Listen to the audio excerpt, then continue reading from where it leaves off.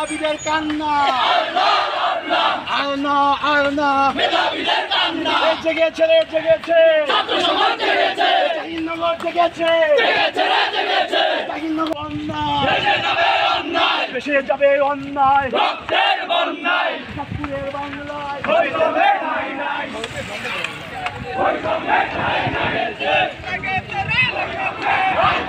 ঘোষিত ছিল।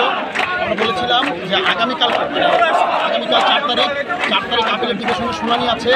সেই শুনানিতে যদি ছাত্র সমাজের বিরুদ্ধে কোনো ধরনের শুনানি দেওয়া হয়, সেই রায় ছাত্র সমাজের বিরুদ্ধে যায়, তাহলে ছাত্র সমাজ ছেড়ে কথা বলবে। 4 তারিখের পরে থেকে বাংলাদেশের কোনো রাজপথে গাড়ি চলবে না। তারই জন্য আমরা আজকে সরকারকে, রাষ্ট্রপক্ষকে এবং হাইকোর্ট যারা আসলে জনবিরোধী জনবিচ্ছিন্ন একটা রায় দিয়েছে তাদেরকে হুঁশিয়ারি দিয়ে বলতে চাই, হুঁশিয়ারি দেওয়ার জন্যই আজকে আমরা 2 ঘন্টার প্রতীক অবরোধ করেছি।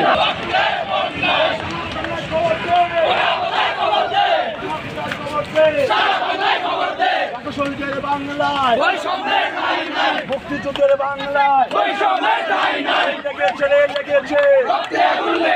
রক্তে আগুন লেগেছে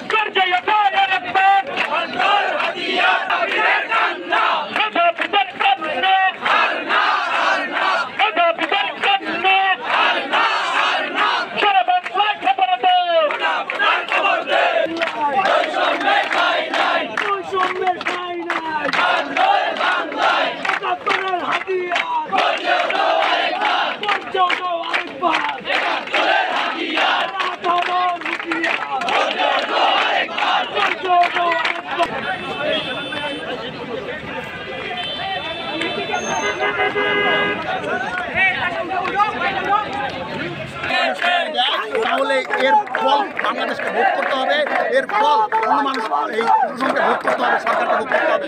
আমরা তারই জায়গা থেকে আজকে বিকাল 3টা থেকে বিকাল 5টা পর্যন্ত ঢাকার জামাত শান্তিপূর্ণ অবস্থান করব এবং 5টার পরে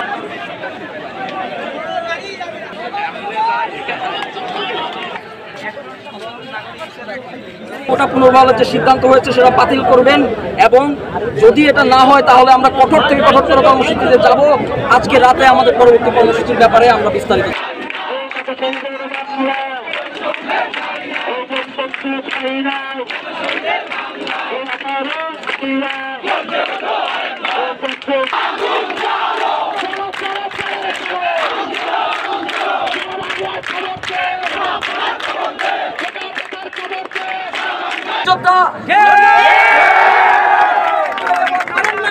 আমাদের কি এরকম ভাই বোন নাই?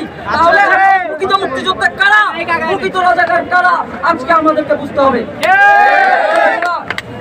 সারা দেশে আন্দোলন সমন্বিতভাবে চলছে, সবগুলো বিশ্ববিদ্যালয়ের সাথে সমন্বয় হয়ে গেছে। আজকে আমরা সমন্বিতভাবে প্রোগ্রাম করেছি, কালকেও করব।